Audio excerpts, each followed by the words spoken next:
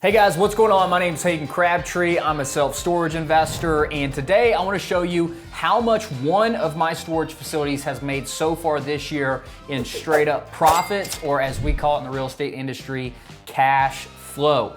Let's dive in actually. Let's go to January here. So let's start the month off looking here at January and what's happened inside my property. So the way that this My Property Stats is set up is that we have a forecasted value, which is how much we tell the system we think a property should be producing. And we're also gonna have an actual. So you can see here, this is the actual amount. The rent, the revenue that I collected here from rents for this property was $32,615. Now, sounds like a lot of money, but that is just straight up top line revenue. That does not include any expenses, and everything below this is going to be expenses.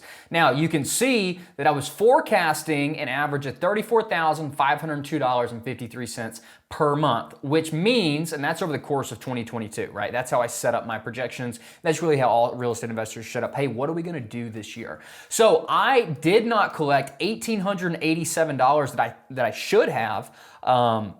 And that is a negative 5% difference. That's how you read this across. How much actually happened, what I think was gonna happen, what's the difference in dollars, and what's the differences in percentage. Now, let's roll down to the rest here. So I actually paid or escrowed $1,744 of taxes. My forecasted value is $1,768, down 1.4%. Again, I didn't pay taxes, I'm just escrowing that money. Same thing for insurance. I set aside $1,215, and my forecast value is $371 here. So I need to talk to my accountant about why that's so high, why was that much money paid out and set over to the side. Now, property management, I don't pay a property management companies. I do have employees that run this, and I've systemized this business. And again, my forecasted value for that is $0, but that's a common expense that most people have.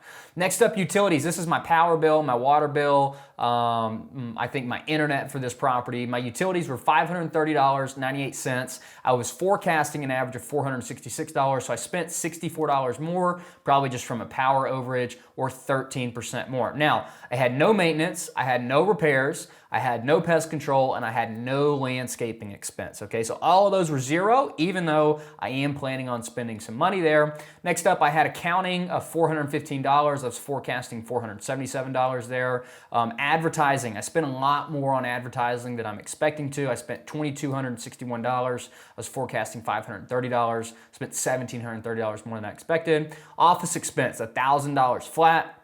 My forecasted value is $106. My payroll, I spent $4,371. I was only expecting to spend $3,714, so I spent $657 more. My payment processing, which is like, we take only electronics, right? Only electronic payment, so I have to pay my credit card processor, is pretty much what that comes from. I was expecting to pay $828, but I paid $792, so I saved a little money there. My software expense, I paid $317. I was expecting $371. My legal and professional, I'm only expecting $53. I paid $227. And my business license and permits, I paid a little bit more. I didn't pay any in bank service charges. So overall, I was forecasting to pay $9,000 in expenses, but I paid $13,000, or an overage of $4,000, right? So if we look down here at my loan, I'm on an interest-only loan at $10,000 a month. My cash flow was $95.99, even though I was expecting $15,432. So I was down $5,800 over what I was expecting. Now, with that being said, this property still cash flowed $9,599 in the single month of January, okay? Now, I could run through all of this. My forecast value is not going to change, but what I want to show you guys is just the annual view of what's happened so far as we look. I'm waiting on the May reports. We're in June right now, but I have 4 months of data in here. Again, I've went from $32,615 to $36,000 to $40,000 to $44,698. Now, storage is a seasonal business, so I expect the spring to be the highest revenue, spring and summer to be highest revenue, and then revenue will drop back off, and that's why there's such a big difference in this. And we can see that my expenses, you know, they're a little bit different for each category each month. But in sum, we've done in January $95.99, which I just showed you. In February, we had $14,444. In March, we had $14,600. In April, we had $22,137. And the total for the year here is we have done $60,782 in pure profits, okay? $60,782 in 4 months. And guys, I have probably spent on this particular property so far this year maybe 12 hours. Maybe 12 hours on this property. I have not spent a lot of time because everything is up and going and systemized. I have the property management in place, and the deal is just, it's a fantastic deal. But the point here is that this number is more money than, this isn't a braggadocious statement. That's more money than the average US household makes, and I've made passively in,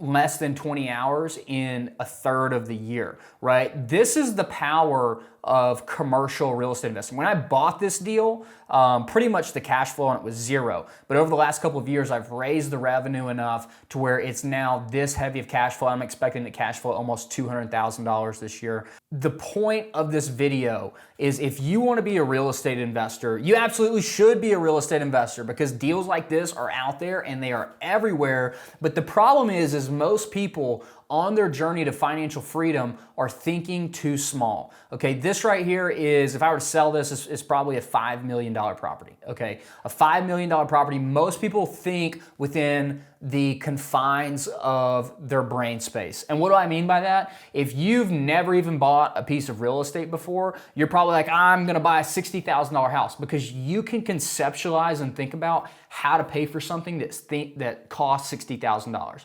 You, because you've never opened up your mind, can't think about how do I go buy something that's $5 million, right? And what I want to tell you is that I put $0 into this property. $0 in this property. I own this property with a partner, and we are 50-50 partners on this deal. And so half of this cash flow is his, half of the cash flow is mine. But that is, I'm still making $30,000. This deal right here is still producing $60,000. It'll still produce, close to $200,000 a year. But the point being is that if I had just said, hey, I can't buy a property that size, I can't execute on that, then I wouldn't even have my half and he wouldn't be having his half either. But $0 were put into this investment. And this is all because of the 3 keys of any deal, which we talk about in my second book, and I actually just launched that on YouTube. So if you want to learn, okay, I don't have any money, how do I start to conceptualize and how do I take down a deal like this? Then you can listen to that audiobook absolutely free. I'm only giving it away to my YouTube subscribers. So subscribe to the channel, like this video, and then watch that video over there to kind of think about how the 3 keys to any deal works, right? Now, let's say that instead, because again, as a real estate investor, whether you own a single house or whether you own a $5 million property, it's gonna take about the same amount of time, okay? And that's what's crazy, is that as humans, as people who wanna be financially free, as people who want time freedom, our number one resource that is scarce and finite is time. So why not, if you're gonna spend the same amount of time, why not focus on a deal that's gonna make $60,000 in the first 4 months of the year versus the average single family rental house probably makes between $100 and $500 a month, right? So the best we could have done, 500 times 4 months so far, is $2,000. So if you're gonna spend the same amount of time, same amount of energy finding the deal, raising money for the deal if you have no money, why not do a big commercial deal? Why not do a deal that is outside of your comfort zone, but is actually gonna impact your life and move the needle? And that's really what this channel is all about, is helping you guys understand that commercial real estate is the most powerful wealth builder, financial freedom builder in the world, right? Absolutely in the world. So if you wanna learn how I help people do this, click the link in the description below to watch a short video where I'll talk to you about how I help my clients do this. I mean, we're having ridiculous results and people are buying deals like this all day long. So if you want to be one of those, click the link in the description below.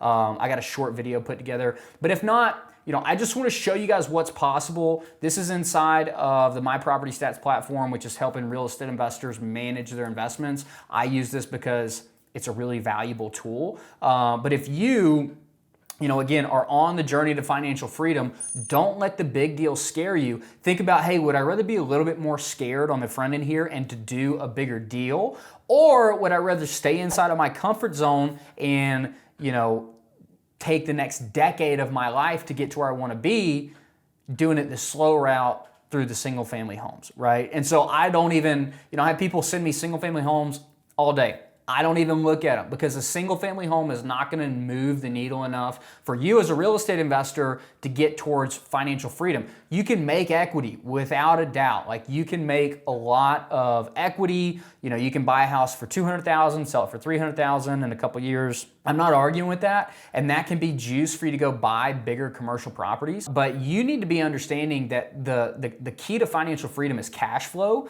and bigger commercial deals are going to output enough volume of cash flow for you to actually hit your goals. So again, if you want to listen to Skip the Flip 2, 3 Keys to Any Deal of how to put a deal like this together, I want to show you, I want to give it to you absolutely free. Just do me a favor, subscribe to the channel, like this video, and I'll see you in that one.